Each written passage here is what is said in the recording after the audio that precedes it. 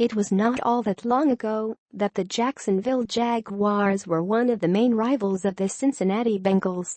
When the Jaguars joined the NFL in 1995, they were placed in the AFC Central Division with Cincinnati, the Cleveland Browns, the Pittsburgh Steelers and the Houston Oilers. In 1996, the Browns moved to Baltimore and were renamed the Baltimore Ravens. The Oilers moved to Tennessee in 1997 and became the Titans in 1999 and added a sixth team when the Cleveland Browns were reactivated in 1999. The AFC Central Division featured these six teams for the 1999, 2000 and 2001 seasons before the NFL realigned in 2002, at which time the AFC North, which included Cincinnati, Cleveland, Pittsburgh, and Baltimore, was born. The Jaguars and Titans moved to the AFC South. From 1995 through 2001, Cincinnati and Jacksonville played each other a total of 14 times as members of the same division. During that time, the Jaguars exercised almost complete dominance over the Bengals.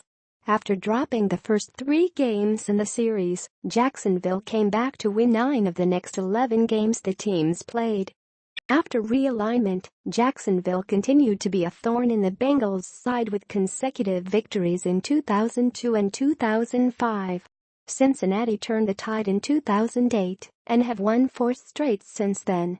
And it was the 2008 game that proved to be one of the most telling games the teams have played. Jacksonville was coming off a 2007 season in which it posted a regular season record of 11-5 and held off the Steelers in an AFC wildcard game before losing to the Patriots. The Jaguars had started the season slowly and, after a loss to the Browns the previous week, came into Paul Brown Stadium with a record of 3-4. Cincinnati, on the other hand, had lost its first 8 games of the season and was fresh off of a 35-6 dismantling at the hands of the Oilers.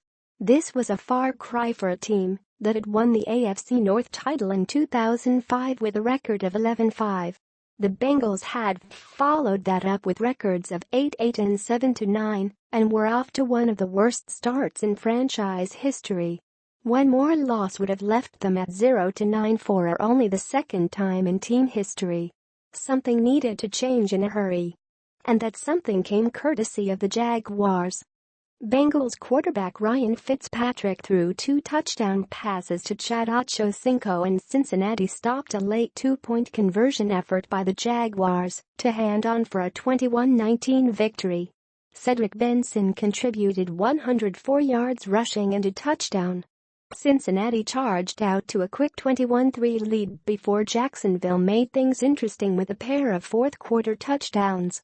The Bengals would play to a 13-13 tie against Philadelphia the following week in a game Cincinnati had every opportunity to win before 3 straight losses appeared to cancel out any progress the team seemed to be making.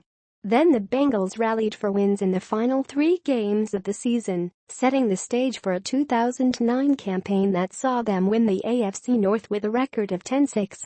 Of course, Cincinnati lost its wildcard matchup to the Jets by a score of 24-14 after beating the same team less than a week before by a 37-0 count.